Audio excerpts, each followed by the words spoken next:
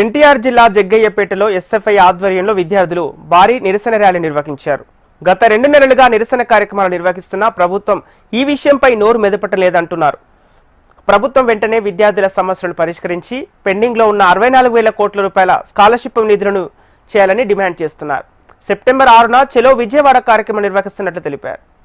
SFI NTR జిల్లా ఉపాధ్యక్షులు రాష్ట్ర ప్రభుత్వం పెండింగ్ లో ఉన్న 6,400 కోట్ల రూపాయల స్కాలర్షిప్ విడుదల చేయాలని భారత విద్యార్థి ఫెడరేషన్ ఎస్ఎఫ్ఐ ఆధ్వర్యంలో గత 2 నెలలుగా ప్రభుత్వానికి అనేక దఫాలుగా వినతి పత్రాలు నిరసన కార్యక్రమాలు చేస్తూ ఉన్నాం.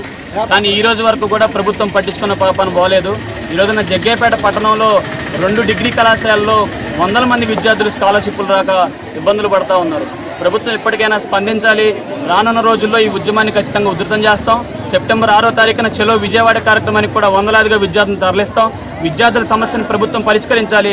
లేకపోతే రానున్న రోజుల్లో ఈ ఉద్యమాన్ని తీవ్రతరం చేసి ప్రభుత్వాన్ని కిందకు దించే పరిస్థితులు కూడా తీసుకొస్తామని చెప్పేసి ఎస్ఎఫ్ఐగా మేము తెలియజేస్తా ఉన్నాం.